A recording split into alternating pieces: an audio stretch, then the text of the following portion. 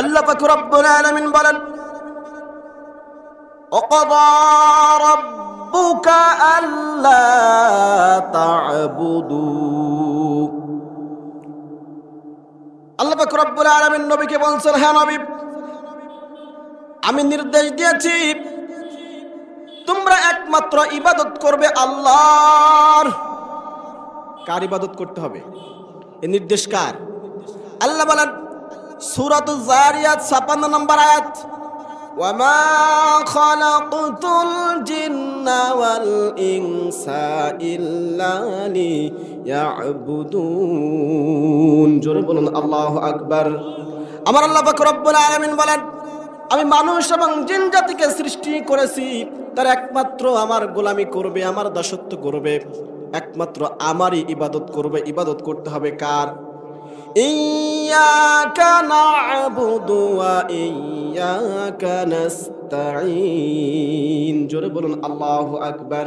ইয়া আল্লাহ, আমরা তোমার ইবাদত করি, তোমার কাছেই সাহায্য চাই।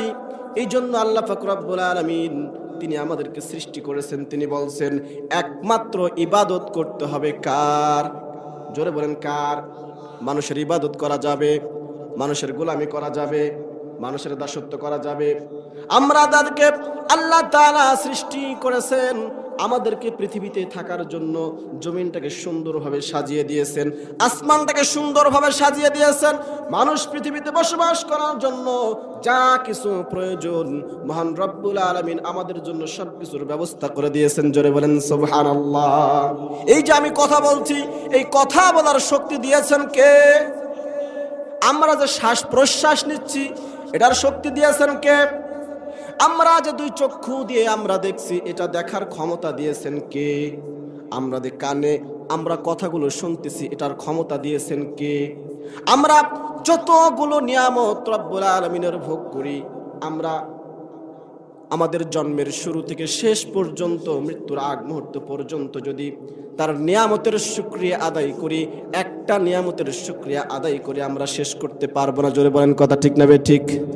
এই জন্য আল্লাহ পাক রব্বুল আলামিন আমাদেরকে শুধু সৃষ্টি করেন নাই, শুধু সৃষ্টি করেই ক্ষান্ত হন নাই, আমাদেরকে সৃষ্টি করার পরে পৃথিবীতে যা যা লাগবে, বান্দার জন্য যা কিছু লাগবে, মহান রব্বুল আলামিন পৃথিবীতে সমস্ত কিছু বান্দার জন্য দিয়ে দিয়েছেন। জোরে বলেন সুবহানাল্লাহ। বন্ধুগণ আমার, আল্লাহ পাক রব্বুল আলামিন নির্দেশ দিলেন তোমরা একমাত্র ইবাদত করবে কার? আল্লাহর। এরপরে আল্লাহর ইবাদতের নির্দেশ দেওয়ার পরেই বললেন ওয়াবিল ওয়ালিদাইনি ইহসানা, তোমরা পিতামাতার খেদমত করবে। কার খেদমত করতে হবে? পিতামাতার খেদমত করতে হবে, তাদের প্রতি ইহসান করতে হবে, তাদের প্রতি দয়া করতে হবে। অত্র আয়াতের মধ্যে মহান রব্বুল আলামিন বলছেন তাদের সাথে ধমকের সুরে কথা বলা যাবে না। উফ উহ কষ্ট, ধমকের সহিত মা বাবার সাথে কথা বলা যাবে না। তাদের জন্য দোয়া করতে হবে। কি করতে হবে? দোয়া করতে হবে। রব্বিরহামহুমা কামা রব্বায়ানি সগীরা। সবাই পড়েন রব্বিরহামহুমা কামা রব্বায়ানি সগীরা। হেরা, আমার পিতামাতাকে আপনি রহমতের করে লালন পালন করুন, যেভাবে আমার পিতামাতা শৈশবকালে আমাকে লালন পালন করেছে। বলেন সুবহানাল্লাহ। প্রিয় হাজিরিন, তাহলে আল্লাহর ইবাদত করার পরে খেদমত করতে হবে কার? জোরে বলেন খেদমত করতে হবে কার? আল্লাহর ইবাদতের পরে মা বাবার খেদমত করতে হবে, মা বাবাকে দেখাশোনা করতে হবে। ও আমার ভাইয়েরা, বাবাজিরা, আজকে আমরা অনেকেই বৃদ্ধ হয়ে গেছি, সন্তান আমাদের সাথে ভালো ব্যবহার করে না, সন্তান পিতামাতাকে দেখতে পারে না। পিতামাতা যখন বৃদ্ধ হয়ে যায়, সন্তান শুয়ে থাকে ৩০-৪০ হাজার লাখ টাকা দামের খাটের উপরে। আর যেই মা বাবা এত কষ্ট করে যেই সন্তানকে লালন পালন করলো ওই মা বাবার জায়গা হয়ে যায় ভাঙ্গা একখানা চকি দিয়ে, ছিঁড়া একখানা বালিশ দিয়ে, ছিঁড়া একখানা ক্যাথা দিয়ে ঘরের বাহিরে হয়ে যায়। জোরে বলেন কথা ঠিক না বেঠিক? প্রিয় ভাইয়েরা, আমার বাবাজিরা, মনে রাখতে হবে আজকে আমি সন্তান, কালকে আমি বাবা হব, আমি একদিন বৃদ্ধ হব। আমি আজকে আমার মা বাবার সাথে যেই আচরণ করব, আমার সন্তানও আমার সাথে ঠিক একই আচরণ করবে। বলেন ঠিক না বেঠিক? আমার আবু হুরায়রা রাদিয়াল্লাহু তাআলা আনহু থেকে বর্ণিত হাদিসটি, তিনি বলছেন, একজন সাহাবী বললেন, ইয়া রাসূলুল্লাহ, আমি খেদমত করব কার? আমার কাছ থেকে ভালো আচরণ পাওয়ার হকদার কে? আল্লাহ রাসূল বললেন, তোমার মা। বললেন, তারপরে কে? বললেন, তোমার মা। তারপরে কে? বললেন, তোমার মা। তারপরে বললেন, তারপরে কে? বললেন, তোমার বাবা। বলেন সুবহানাল্লাহ। তিনবার মার কথা বললেন। আমার কাছ থেকে, সন্তানের কাছ থেকে সবচাইতে ভালো আচরণ পাওয়ার অধিকার হলো মা এবং বাবার। জোরে বলেন সুবহানাল্লাহ। প্রিয় হাজিরিন, মা বাবা এমন একটা জিনিস, আল্লাহ রাসূল সাল্লাল্লাহু আলাইহি ওয়াসাল্লাম বলেন, কেউ যদি রহমতের নজরে, ভক্তির নজরে, ভালোবাসার নজরে মায়ের দিকে একটিবার তাকায়, একটি কবুল হজের সওয়াব তার আমলনামায় লিখে দেওয়া হয়। বলেন সুবহানাল্লাহ। বন্ধুগণ আমার, সাহাবায়ে কেরাম জিজ্ঞাসা করলেন, ইয়া রাসূলুল্লাহ, ইয়া হাবিবাল্লাহ, আমি যদি 100 বার তাকাই আমার মায়ের দিকে, তাহলে আমার কতবার কবুল হজের সওয়াব হবে? আল্লাহর নবী বলেন, একবার নয়, তুমি যদি 100 বার তোমার মায়ের দিকে তাকাও, তাহলে 100 বার কবুল হজের সওয়াব তোমার আমলনামায় লেখা হবে। জোরে বলেন সুবহানাল্লাহ। মা, মা, বাবা, মা আমার জান্নাত, বাবা আমার জান্নাত। অন্য হাদিসে আল্লাহ রাসূল বলছেন, তোমরা যদি সম্মান বৃদ্ধি করতে চাও, তোমরা যদি হায়াত বৃদ্ধি করতে চাও, তোমরা যদি তোমাদের রিজিক বৃদ্ধি করতে চাও, তাহলে তোমরা মা বাবার খেদমত করো। জোরে বলেন সুবহানাল্লাহ। আপনি চান আপনার রিজিক বৃদ্ধি পাক, আপনি চান আপনার হায়াত বৃদ্ধি হোক, আপনি চান আপনার সম্মান বৃদ্ধি হোক, তাহলে মা বাবার খেদমত করুন। একটি ঘটনা আমার মনে পড়ে গেল। আরবে এক সময় এক সৎ লোক বসবাস করত। তারা ছিল 4টি ভাই। বাবা মৃত্যু শয্যায় শায়িত। ছোট ভাই 3 ভাইকে বলল, ও ভাইয়েরা, তোমরা বাবার খেদমত করো, কিন্তু খেদমতের বিনিময়ে অতিরিক্ত কোনো সম্পদ তোমরা নিতে পারবে না। আর যদি তোমরা না পারো, তাহলে আমাকে খেদমত করার সুযোগ দাও। আমি খেদমত করার কারণে অতিরিক্ত কোনো সম্পদ গ্রহণ করব না। 3 ভাই মনে মনে ভাবল, খেদমত না করেই, কষ্ট না করেই যদি সম্পদ পূর্ণ পেয়ে যাই, তাহলে কেন কষ্ট করব? তার ছোট ভাইকে বলল, ঠিক আছে, তুমি খেদমত করো, কিন্তু খেদমত করার কারণে অতিরিক্ত কোনো সম্পদ তোমাকে দেওয়া হবে না। ছোট ভাইটি মনে মনে বলল, ঠিক আছে। তিনি সম্মতি জ্ঞাপন করলেন। এইভাবে এই সৎ লোকটি মৃত্যু শয্যায় শায়িত বাবার খেদমত করতে লাগলেন। খেদমত করতে করতে এক সময় তার বাবা সন্তুষ্ট হয়ে দোয়া করলেন, মাবুদ,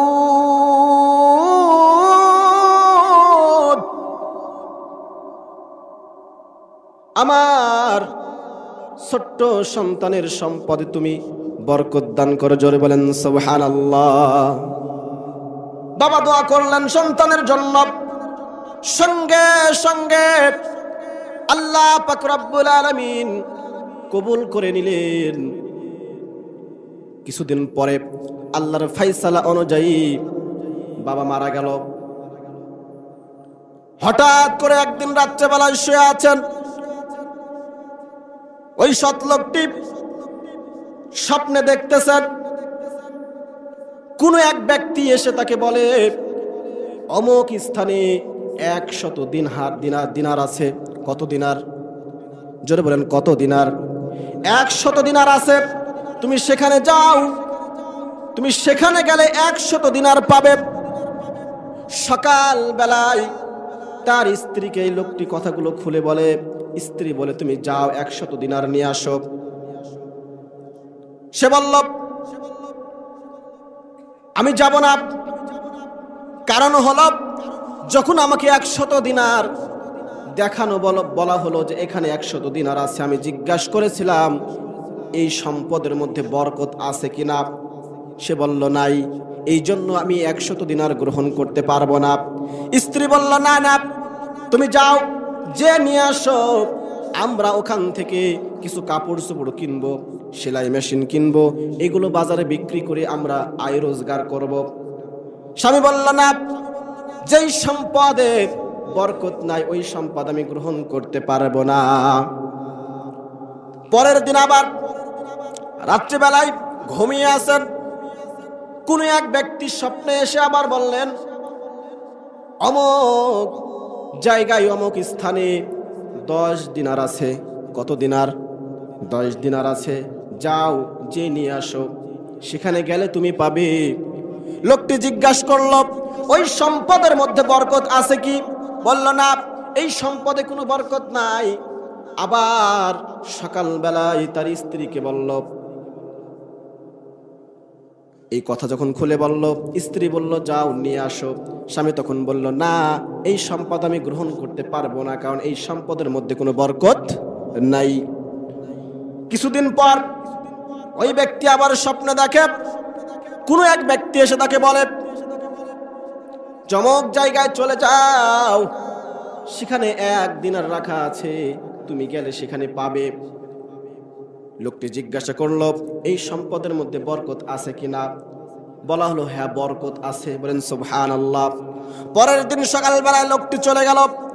যাওয়ার পরে সত্যি সত্যি সে দেখলো সেখানে 1 দিনার পেল। 1 দিনার নিয়ে সে বাজারে চলে আসলো। বাজারে আসার পরে 1 দিনার দিয়ে মাছ কিনল। মাছটি নিয়ে বাড়িতে চলে গেল। স্ত্রীকে যে বলে, স্ত্রী, মাছটা কেটে সুন্দরভাবে রান্না বান্না করো।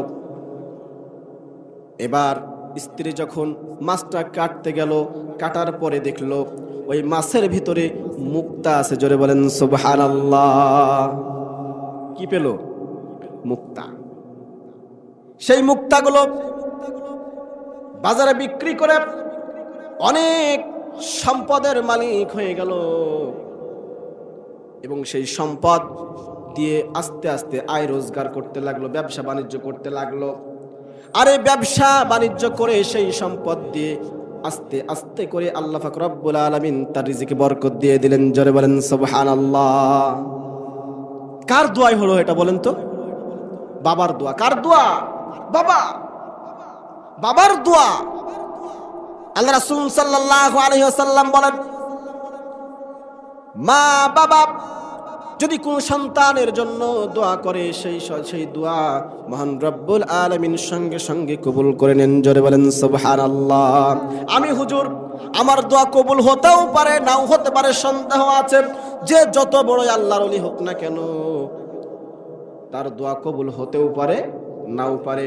কিন্তু মা বাবা যদি একটিবার দোয়া করে, সঙ্গে সঙ্গে মহান রব্বুল আলামিন সেই দোয়া কবুল করে নেন। জোরে বলেন সুবহানাল্লাহ। ভাইরা আমার, বাবাজিরা, এই জন্য মা বাবার খেদমত করতে হবে। আল্লাহ রাসূলের হাদিস অনুযায়ী আমরা যদি আমাদের সম্মান বৃদ্ধি করতে চাই, আমাদের রিজিক যদি আমরা বৃদ্ধি করতে চাই, আমাদের হায়াত যদি আমরা বৃদ্ধি করতে চাই, তাহলে খেদমত করতে হবে কার? মা বাবার। কার খেদমত করতে হবে? জোরে বলেন। আপনাদের কি কষ্ট হচ্ছে? আমার মনে হয় আপনাদের আগেই ক্ষুধা লেগে গেছে। জোরে বলেন, খেদমত করতে হবে কার? মা বাবার। কারণ মা বাবা ভালো দোয়া করলেও কবুল হবে, আবার সন্তানের জন্য যদি বদ দোয়া করে সেটাও কবুল করবেন কে? জোরে বলেন কে? মা বাবা যদি সন্তানের জন্য খারাপ বদ দোয়া করে সেটিও আল্লাহ পাক রব্বুল আলামিন কবুল করেন। মা বাবা কি জিনিস! আল্লাহ তাআলা মা বাবাকে কত সম্মান দিয়েছেন। মা বাবা যদি সন্তানের জন্য ভালো দোয়া করে সেটাও আল্লাহ কবুল করবেন, সন্তানের জন্য যদি খারাপ দোয়া করেন সেটাও আল্লাহ তাআলা কবুল করে নেবেন। আর মা বাবা যদি বদদোয়া করে দুনিয়াতে আমরা অসম্মানিত হব, আখিরাতেও আমরা জান্নাত হারাবো। এই জন্য মা বাবা আমাদের যাদের জীবিত আছে দুনিয়াতে বেঁচে থাকতেই আমরা যেন তাদের খেদমত করতে পারি। জোরে বলেন আল্লাহুম্মা আমিন। কেমন? বনী ইসরাঈলের সময় জুরাইজ আল্লাহর এক ওলি ছিলেন, তার একটা ইবাদতখানা ছিল, সেখানে সে ইবাদত করত, রাত দিন সব সময় ইবাদত করত। হঠাৎ তার মা এসে ডাকে, জুরাইজ,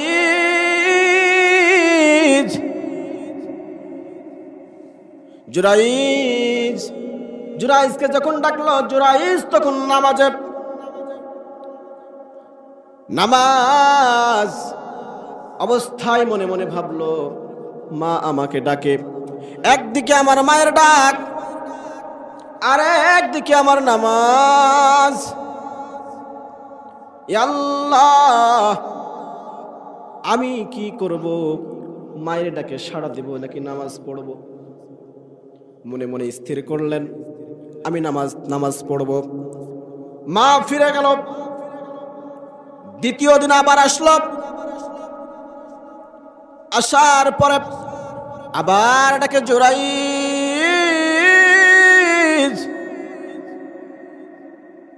ও জুরাইজ। জুরাইজ তখন নামাজরত আছেন। জুরাইজ মনে মনে ভাবে, আল্লাহ, আমার মার ডাকে সাড়া দেব নাকি আমি নামাজ পড়ব? মনে মনে স্থির করলাম, আমি নামাজ পড়ব। দ্বিতীয় দিন মা ফিরে গেলেন, জুরাইজ উত্তর নিলেন না। তৃতীয় দিন আবার আসলেন। আসার পরে ডাকে, জুরাইজ। জুরাইজ তখন নামাজে। জুরাইজ আল্লাহকে ডাকে বলে, আল্লাহ, আমার নামাজ, একদিকে আমার নামাজ আর একদিকে আমার মায়ের ডাক, আমি জুরাইজ এখন কি করব? জুরাইজ তখন মনে মনে স্থির করলেন, আমি নামাজ পড়ব। মা ফিরে গেল। পরপর 3 দিন ফিরে গেলেন মা, আর জুরাইজের জন্য বদদোয়া করলেন, ইয়া আল্লাহ,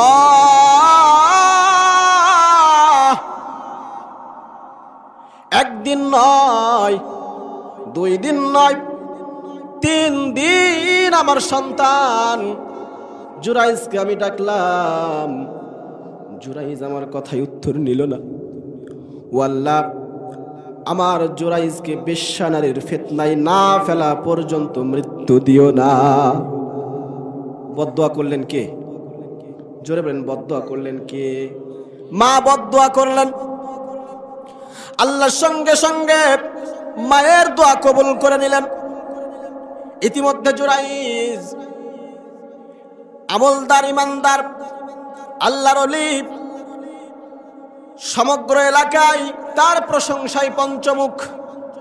সবাই তার প্রশংসা করে। একজন জেনাকারী ব্যভিচারিণী মহিলা ছিল। সে বলল, দেখবা জুরাইজকে আমি বিভ্রান্ত করব। এক লোকের সাথে কি করলো? কথা বলল যে ঠিক আছে, যেভাবেই হোক জুরাইজকে আমি ফিতনায় ফেলবো, তাকে আমি বিভ্রান্ত করবই। এই বলে ওই মহিলা চলে আসলো। রাত্রিবেলায় এসে ইবাদত গৃহের কাছে এসে ডাকে, জুরাইজ, ও জুরাইজ, আমার দিকে তাকাও, আমাকে দেখো। তোমার যা খুশি তাই করতে পারো। ব্যভিচারী করার জন্য, জেনা করার জন্য জুরাইজকে আহ্বান করে, আর জুরাইজ বলে না না, এটা আমি করতে পারবো না, আমি আল্লাহকে ভয় করি। জোরে বলেন সুবহানাল্লাহ। শত প্রলোভন দেখিয়েও যখন জুরাইজকে রাজি করতে পারলো না, সে তখন মনে মনে ভাবলো যেভাবেই হোক জুরাইজের দুর্নাম করাই লাগবে। এর মধ্যে ইবাদত গৃহের পাশেই একজন রাখাল ছিল। রাখালকে যে বলল, রাখাল, আমি তোমার সাথে ব্যভিচার করতে চাই, জিনা করতে চাই, আমি তোমাকে আমার সবকিছু সঁপে দিলাম। এবার রাখাল রাজি হয়ে গেল। রাখাল আর এই মহিলা জিনা করলো। জিনা করার পরে তাদের মহিলার পেটে একটা সন্তান আসলো। কিছুদিন পরে সন্তান দুনিয়াতে আসলো। সবাই জিজ্ঞাসা করলো, ও মহিলা, তুমি তো অবিবাহিত, কিন্তু তোমার সন্তান হলো কিভাবে? মহিলা তখন উত্তর দেয়, আমার এই সন্তানের বাবা হলো জুরাইজ। জোরে বলেন নাউজুবিল্লাহ। সন্তানের বাবা কে? জোরে বলেন, সন্তানের বাবা কার নাম বললো? জুরাইজ। আর ছিল কে? রাখাল। কার বদদুয়ার ফল? মার। কার বদদুয়ার ফল? মায়ের বদদুয়ার ফল। লোকজন খেপে গেল, জুরাইজের কাছে চলে আসলো। জুরাইজ তখন ইবাদত খারা, ইবাদতে মশগুল। জুরাইজকে ধরে টানতে টানতে, হেসটাতে হেসটাতে, মারতে মারতে ইবাদত গৃহের বাহিরে নিয়ে চলে আসলো। আর বলল, উপরে ফিটফাট, ভিতরে সদরঘাট, উপরে উপরে ভালো জুব্বা গায়ে দাও, নামাজও পড়ো, টুপিও মাথায় দাও, দাড়িও আছে বড়, আবার তুমি সুদ খাও। আছে না নাই? মসজিদে যে আল্লাহ আল্লাহ করে আর সমিতি যাই সুদ তোলে, আছে না নাই? জোরে বলেন, আছে না নাই? ঘুষ খায়, আছে না নাই? অন্যের সম্পদ নষ্ট করে, আছে না নাই? এমন অনেক লোক আছে। প্রিয় ভাইয়েরা, আমার বাবাজিরা, লোকজন এসে তাকে ধরল আর বলল, তুমি কেন এমন কাজ করেছ? তাকে মারধর আরম্ভ করে দিল। ইবাদত গৃহটা ভেঙ্গে দিল, সব ভেঙ্গে চুরমার করে দিল। আর জুরাইজ ডেকে বলে, ও আমার গ্রামবাসী, আমার কি এমন অন্যায় আমি করেছি, কি এমন দোষ আমি করেছি, তোমরা কেন আমাকে মারছ? আমি তো কিছুই বুঝতে পারছি না। গ্রামবাসী তখন বলে, এই যে মহিলা, এই মহিলার সাথে তুমি ব্যভিচার করেছো, জিনা করেছো, যার ফলশ্রুতিতে তার গর্ভে একটা সন্তান জন্ম লাভ করেছে। জুরাইজ তখন বুঝতে পারল, আর বুঝতে বাকি রইল না, আমি নির্দোষ, আমার কোনো দোষ নাই, আমি জিনা করি নাই, ব্যভিচার করি নাই। আর বুঝতে বাকি রইল না। আল্লাহর ওলি জুরাইজ তখন মনে মনে ভাবলো, আমার মা আমাকে 3 দিন ডেকেছিল, আমি সাড়া দেইনি, আমার মার বদদুয়ার জন্য আজকে আমার এই করুণ পরিণতি। জুরাইজ তখন লোক সকলকে বলে, আমাকে একটু সময় দিন, আমি 2 রাকাত নামাজ পড়ে আসব। কয় রাকাত? 2 রাকাত নামাজ পড়ে আসি। জুরাইজ তখন ইবাদত গৃহে ভেঙ্গে ফেলেছে, পাশে নামাজ পড়লেন 2 রাকাত। নামাজ পড়ে আসা যেই সন্তানটি দুনিয়াতে সদ্য ভূমিষ্ঠ হয়েছে, জুরাইজ তার কাছে যে পেটে আঙ্গুল দিয়ে খোঁচা মারলেন আর জিজ্ঞাসা করলেন, বলো তোমার বাবা কে? ছোট্ট বাচ্চা কথা বলতে পারে, কিন্তু হাদিসে আসছে 3 জন যারা কথা বলার সক্ষমতা ছিল না, কিন্তু আল্লাহ তাআলার রহমতে ছোট্ট বালক, তারা কথা শেখার আগেই কথা বলেছিলেন। তার মধ্যে এই বালকটি হলো একজন, এই ছোট্ট শিশু একজন। প্রিয় হাজিরিন, সঙ্গে সঙ্গে জুরাইজ বলল, ও ছোট্ট শিশু, তুমি বলো তোমার বাবাকে। সঙ্গে সঙ্গে ছোট্ট শিশুটি জবাব দিয়ে দিল, আমার বাবা হলো রাখাল। জবাব দিল কে? ছোট্ট শিশু। এ মুজিজা কার? আল্লাহ। আল্লাহ ইচ্ছা করলে সবকিছু পারে কি পারে না?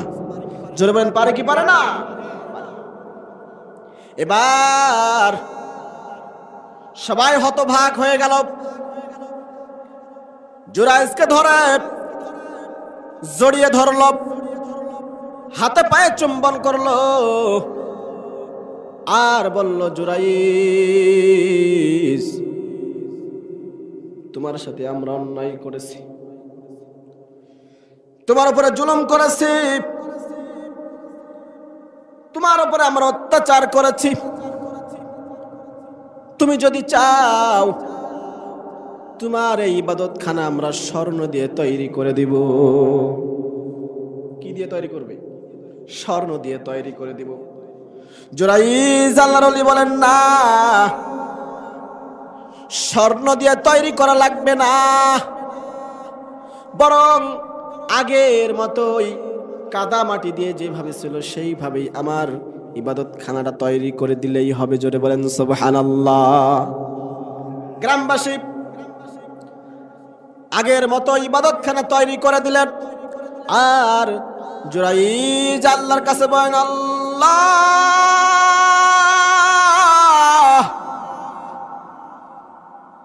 আমি বড় অন্যায় করেছি গো আল্লাহ। আমার মা ডেকেছিল, আমি মার ডাকে সাড়া না দেওয়ার কারণে এমন বেইজ্জতে আমি হলাম। আল্লাহ, তুমি আমায় মাফ করে দাও। আমার ভাইয়েরা, বাবা ছিল, মা যাদের বেঁচে আছে, খবরদার, খবরদার, বেয়াদবি করবেন না, অন্যায় করবেন না, ধমকের সুরে কথা বলবেন না। কারণ মা যদি একবার আপনার জন্য বদদোয়া করে, আপনার জীবনের সমস্ত আমল বরবাদ করে দিবেন কে? জোরে বলেন কে? আপনি যতই নামাজি হন, যতই আপনি হাজি হন, যতই আপনি গাজী হন, যতই আপনি দানকারী হন, যতই বড় বুজুর্গ হন, যতই বড় আলেম হন না কেন, মা বাবার বদদোয়া যদি আপনার লেগে যায়, দুনিয়াও শেষ, আখিরাতেও শেষ। জোরে বলেন কথা ঠিক না বেঠিক? এই জন্য মা যাদের বেঁচে আছে তাদের খিদমত করতে হবে। আল্লাহ রাসূল বললেন, যাদের মা বাবা বেঁচে আছে, বেঁচে থাকার পরেও জান্নাত তাদের খিদমতের মাধ্যম দিয়ে অর্জন করতে পারলো না, ওই ব্যক্তি ধ্বংস হোক। মা বেঁচে আছে, বাবা বেঁচে আছে, তারপরেও তার খিদমতের মধ্য দিয়ে জান্নাত কিনে নিতে পারলো না, জান্নাত অর্জন করতে পারলো না, সবচাইতে ওই ব্যক্তি কপাল পোড়া হতভাগা। আল্লাহর নবী জুমার খুতবা দেওয়ার জন্য মেম্বারে উঠছেন। কষ্ট হচ্ছে আপনাদের? কষ্ট হচ্ছে? প্রিয় ভাইয়েরা, আমার বাবাজিরা, জুমার দিন খুতবা দেওয়ার জন্য আল্লাহর নবী মেম্বারে উঠছেন। প্রথম ধাপে যখন উঠলেন তখন বললেন আমিন, দ্বিতীয় ধাপে যখন উঠলেন তখনও বললেন আমিন, তৃতীয় ধাপে উঠলেন বললেন আমিন। আল্লাহর নবী খুতবা দিলেন, খুতবা শেষে নামাজ আদায় করলেন। নামাজ শেষ করে সাহাবায়ে কেরাম বললেন, ইয়া রাসূলুল্লাহ, ইয়া হাবিবাল্লাহ, এমন কোন নতুন নিয়ম হলো নাকি? আগে তো কখনো এমন আপনাকে আমিন বলতে দেখি নাই, আপনি 3 বার আমিন বললেন কেন? আল্লাহর নবী বলেন, আমার সাহাবারা শোনো, আমি যখন মেম্বারে খুতবা দেওয়ার জন্য উঠতেছিলাম তখন জিব্রাইল এসে আমার কানে কানে বলল, হে নবী, আপনার নাম শোনার পরেও যারা দরুদ পাঠ করে না তারা ধ্বংস হোক। আপনার নাম মুহাম্মদ, নাম শোনার পরেও যারা সাল্লাল্লাহু আলাইহি ওয়াসাল্লাম দরুদ পাঠ করে না তারা ধ্বংস হোক। আমি বললাম আমিন। দ্বিতীয় মেম্বারে আমি যখন উঠলাম তখন জিবরাইল ডেকে বলল, হে নবী, যে ব্যক্তি রমজান মাস পেল কিন্তু নিজের গুনাহগুলো মাফ করে নিতে পারলো না আল্লাহর কাছ থেকে, ওই ব্যক্তি ধ্বংস হোক। আল্লাহর নবী বললেন, এই কথা শোনার পরে আমিও বললাম আমিন। এই যে রমজান মাস আসছে, এখন দেখবেন কার মাজায় ব্যথা, কার হাঁটুই ব্যথা, কার পেটে গ্যাস্ট্রিক, 11 মাস এত খায় তারপরেও রমজান মাসে ছাড়তে পারে না। কিছু কিছু মানুষ দেখবেন রমজান মাসে আতুর ঘরে ঢোকে। আতুর ঘরে আপনারা বুঝবেন, কিছু মনে করবেন না যেন। ওই যে মায়েদের যখন ডেলিভারি হয় গ্রামে, এখন তো সব সিজার হয়েছে, হসপিটাল ক্লিনিক, সিজার ছাড়া এখন মায়েরা সন্তান প্রসব করতেই পারে না। কিন্তু এর আগে আবার মায়েদের বাবাদের 8টা 10টা 12টা করে সন্তান, ডাক্তারের কাছে যাওয়াও লাগেনি। এই যে আতুর ঘর দেখবেন যখন সন্তান ডেলিভারি হয় সুন্দর করে কাপড় চুপড় দিয়ে পর্দার সহিত রাখে। তো ঠিক দেখবেন রমজান মাস যখন আসবে, হোটেল চায়ের দোকান দেখবেন কাপড় টাঙ্গিয়ে আতুর ঘর তৈরি করে, ঠিক না বে ঠিক? আর কিছু মানুষ বেহায়া নির্লজ্জ, লজ্জাও করে না, এত আল্লাহর নিয়ামত ভোগ করছে, 11 মাস এত খাচ্ছে, তারপরে একটা মাস রোজা থাকতে পারে না। বলেন এই দেহ দিয়েছেন কে? আল্লাহ কি চাইলে পারতেন না আপনাকে প্যারালাইজড করে হসপিটালের বিছানায় ফেলে রাখতে? পারতেন কি না? আল্লাহ কি পারতেন না এই 2 চক্ষু অন্ধ করে দিতে? জোরে বলেন পারতেন কি পারতেন না? আল্লাহ পারতেন। আল্লাহ আপনাকে বেড়ানোর শক্তি দিয়েছেন, হাঁটার শক্তি দিয়েছেন, দেখার শক্তি দিয়েছেন, কথা বলার শক্তি দিয়েছেন। 11 মাস তো আপনি ভালোই খাইলেন, 1 মাস কেন রোজায় থাকতে পারেন না? প্রিয় ভাইয়ের আমার, বাবাজিরা, রমজান মাস রহমতের মাস, বরকতের মাস, নাজাতের মাস, মাগফিরাতের মাস। এই মাসেও মানুষ খাওয়া ছাড়তে পারে না। আল্লাহর নবী এই জন্যই বললেন আমিন। জিব্রাইল বললেন, রহমতের মাস রমজান মাস পাওয়ার পরেও যারা আল্লাহর কাছ থেকে নিজের গুনাহগুলো মাফ করিয়ে নিতে পারলো না, ওই ব্যক্তি ধ্বংস হোক। আল্লাহর নবী বললেন আমিন। 3 নম্বরে আমি এই জন্যই আমিন বললাম, জিব্রাইল যখন আমাকে বলল, যার পিতামাতা জীবিত আছে, 2 জন জীবিত আছে অথবা 1 জন জীবিত আছে, পিতা মাতা 2 জনের মধ্যে 2 জন অথবা 1 জন জীবিত থাকার পরেও তাদের খেদমতের মাধ্যমে যারা জান্নাত অর্জন করতে পারলো না, তারা ধ্বংস হোক। আল্লাহর নবী বললেন আমিন। বাবা মা 2 জনই জীবিত আছে, কিন্তু তাদের খেদমতের মধ্য দিয়ে তারা জান্নাত অর্জন করতে পারলো না। জিব্রাইল বললেন তারা ধ্বংস হোক। আল্লাহর নবী সম্মতি জানিয়ে বললেন আমিন। এই জন্য আমাদেরকে আমাদের আমল রক্ষা করার জন্য, জাহান্নাম থেকে পরিত্রাণ পাওয়ার জন্য খিদমত করতে হবে কার? জোরে বলেন, খিদমত করতে হবে কার? বাবা মার।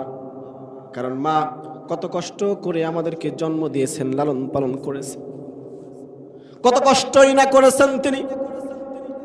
গর্ভে যখন আসে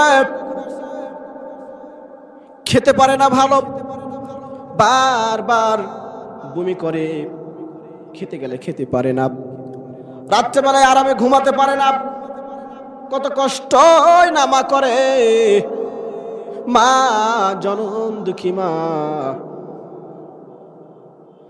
শীতের সময় কত কষ্ট করে, আরামে ঘুমাতে পারে না, সন্তান প্রসব করে দেয়, পায়খানা করে দেয়, মা একবারও বিরক্ত হয় না, যতবার সন্তান প্রসব করে, পায়খানা করে, মা ততবার পরিষ্কার পরিচ্ছন্ন করে দেয়। জোরে বলেন ঠিক না বেঠিক? কত কষ্ট একজন সন্তানকে লালন পালন করতে যে মা করে। শুধু তাই নয়, 10 মাস গর্ভে ধারণ করার পরে মা 2 বছর দুধ পান করায়। যার 1 ফোঁটা দুধের ঋণ শোধ করার মতন সক্ষমতা আমাদের নাই। জোরে বলেন কথা ঠিক না বেঠিক? মায়ের 1 ধার দুধের দাম কাটিয়া গায়ের চাম। মায়ের 1 ধার দুধের দাম, মায়ের 1 ধার দুধের দাম কাটিয়া গায়ের চাম। পাপস বানাইলেও ঋণের শোধ হবে না। এমন দরদি ভাবে কেউ হবে না আমার মা গো। কথা ঠিক না ঠিক? এমন দরদি ভাবে কেউ হবে না আমার মা গো। মায়ের 1 ধার দুধের দাম কাটিয়া গায়ের চাম। 1 ধার দুধের দাম, মায়ের 1 ধার দুধের দাম কাটিয়া গায়ের চাম। পাপস বানাইলেও ঋণের শোধ হবে না। এমন দরদি ভাবে কেউ হবে না আমার মা গো। এমন দরদি ভাবে কেউ হবে না আমার মা গো। পিতা আনন্দে মাতিয়া সাগরে ভাসাইয়া, সেই যে চইলা গেল ফিরা আইলো না। পিতা আনন্দে মাতিয়া সাগরে ভাসাইয়া, সেই যে চইলা গেল ফিরা আইলো না। মায়ে ঠেকিয়া সন্তানের দায়, অকালে মা প্রাণ হারায়। ঠেকিয়া সন্তানের দায়, মায়ের ঠেকিয়া সন্তানের দায়, অকালে মা প্রাণ হারায়। সেই মায়ের কেহ দুঃখ দিও না। এমন দরদি ভাবে কেউ হবে না আমার মা গো। মায়ের মতো দরদি কেউ হবে? বলেন, মায়ের মতো দরদি কেউ হবে? আমার নবী বলেন, এই গায়ের চামড়া কেটে রোদে শুকিয়ে এই চামড়া দিয়ে যদি মায়ের পায়ের জুতা বানিয়ে দেওয়া হয়, মায়ের যত দুধ আমরা খেয়েছি এই দুধের 1 ফোঁটা দুধের ঋণ আমরা কেউ শোধ করতে পারবো না। জোরে বলেন সুবহানাল্লাহ। মা বাবা তাদের কাছে আমরা চিরঋণী, তাদের কাছে আমরা চিরঋণী। আপনি যতই অন্যায় করেন, যত কষ্ট আপনি আপনার মা বাবাকে আপনি দিয়ে থাকেন না কেন, মার কাছে যে যদি একটিবার বলেন মা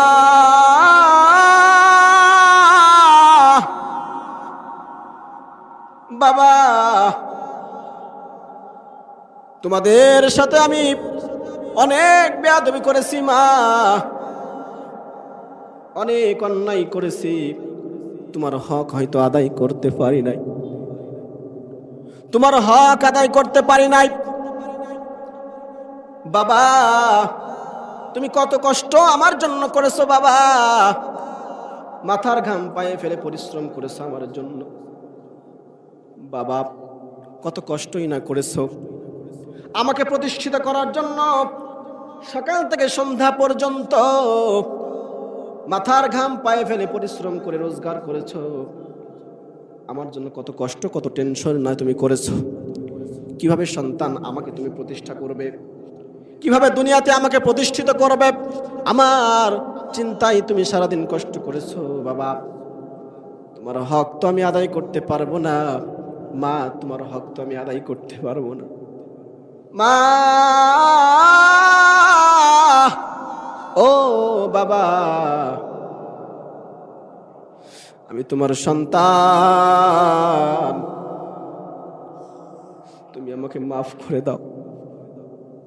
আপনি যত অন্যায়, যত কষ্ট আপনি দিয়ে থাকেন না কেন, মা বাবাকে যদি একটিবার এই কথা বলতে পারেন, দেখবেন মা বাবা নির্দ্বিধায় সহজেই আপনাকে মাফ করে দিবেন।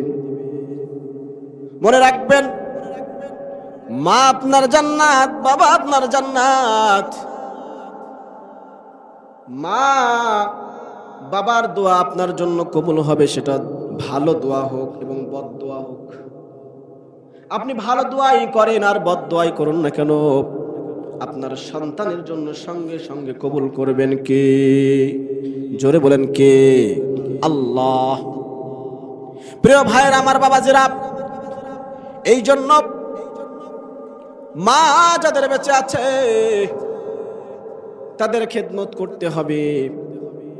যাদের মা বেঁচে নাই, আমি কত মানুষকে বলতে শুনেছি,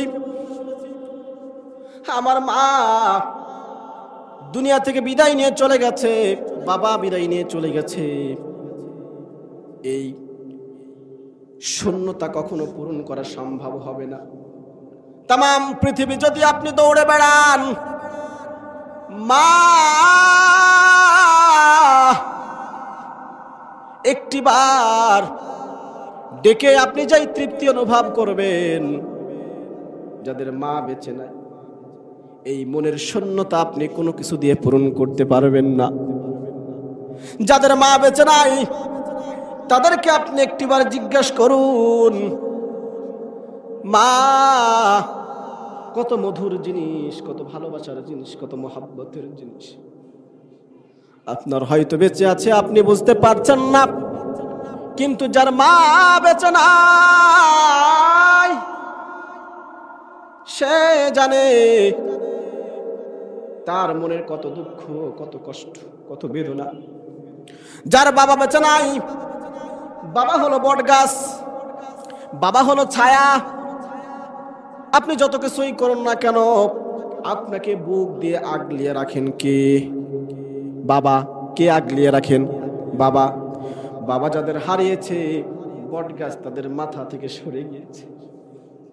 আমার ভাইয়েরা, বাবাজিরা, আপনারা হয়তো এখন অনেকেই বাবা, আবার অনেকেই সন্তান।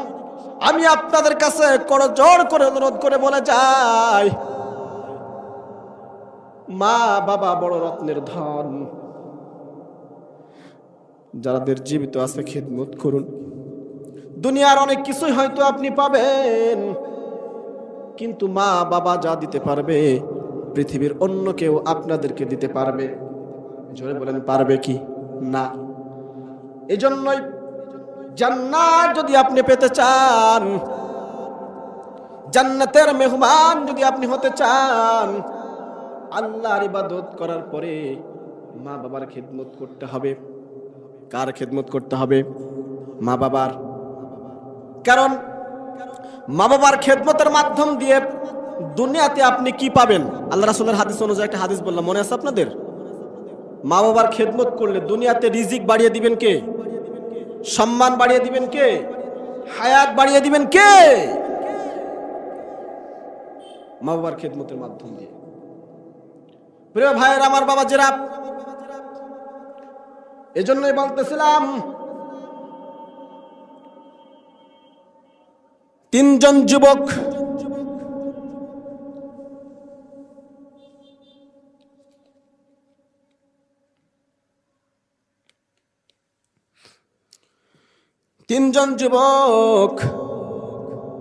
তারা বেড়ানোর জন্য গেলেন।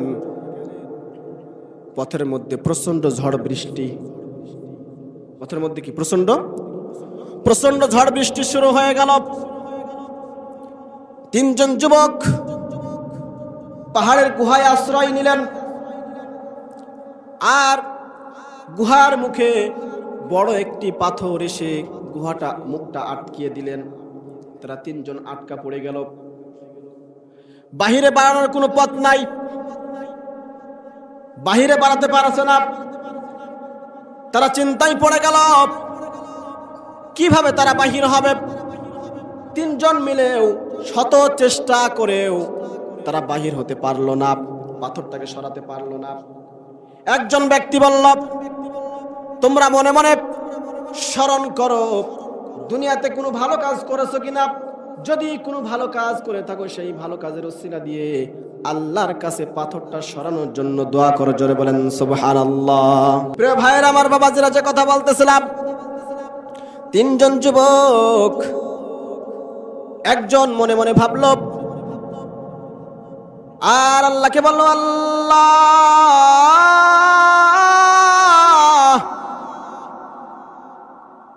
আমার একটি ভালো কথা মনে পড়ে যায়। আমার মা বাবা জীবিত ছিল, তাদের ভরণ পোষণের জন্য, খাবারের জন্য আমি কয়টা বকরি পালন করতাম, সারাদিন কাজ করতাম। সন্ধ্যা বেলায় যখন আমি বাড়িতে আসতাম, বকরির দুধ দহন করে, ছাগলের দুধ দহন করে আমার পিতামাতাকে আমি আগে খাওয়াতাম। হঠাৎ একদিন আসতে আমার দেরি হয়ে যায়, এসে দেখি মা বাবা ঘুমিয়ে গেছে, সন্তানরাও খাবার জন্য ক্ষুধার যন্ত্রণায় ছটফট ছটফট করছে, কান্নাকাটি করছে, কান্নাকাটি আরম্ভ করে দিয়েছে। আমি এসে দুধ দহন করলাম, কিন্তু দেখলাম মা বাবা ঘুমিয়ে গেছে। আমি মা বাবার শিয়রে যে দাঁড়িয়ে রইলাম, আমি ডাকতে পারছি না। কারণ এর জন্যই আমি যদি ডাক দিই আমার মার ঘুম ভেঙে যাবে, বাবার ঘুম ভেঙে যাবে, তারা কষ্ট পাবে।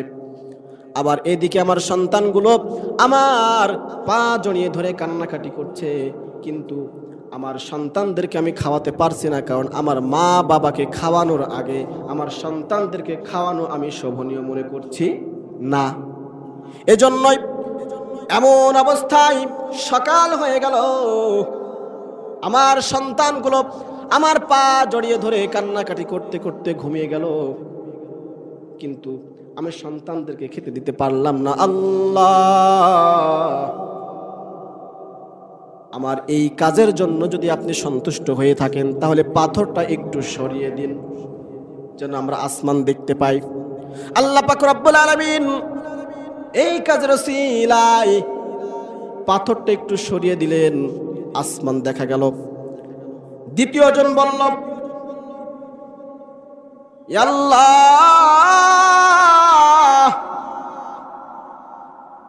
আল্লাহ, আমার একটি কথা মনে পড়ে যায়।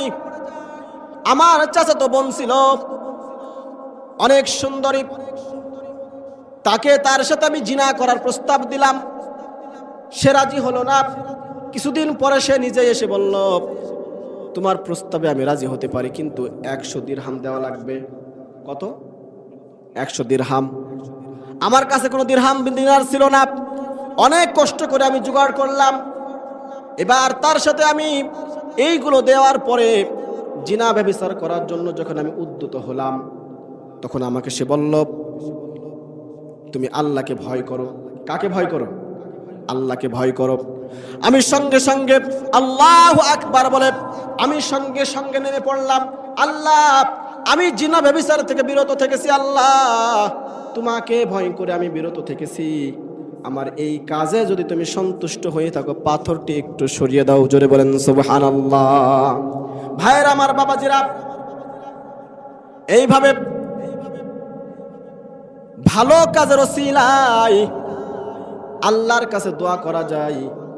আপনার জীবনের যত ভালো ভালো আমল আছে, সেই ভালো আমলগুলো দিয়ে বিপদ থেকে উদ্ধার হওয়ার জন্য দোয়া করবেন। কার কাছে? জোরে বলেন, কার কাছে? আল্লাহর কাছে। প্রিয় ভাইয়ের আমার বাবাজিরা, আরেকজন বলল, আল্লাহ,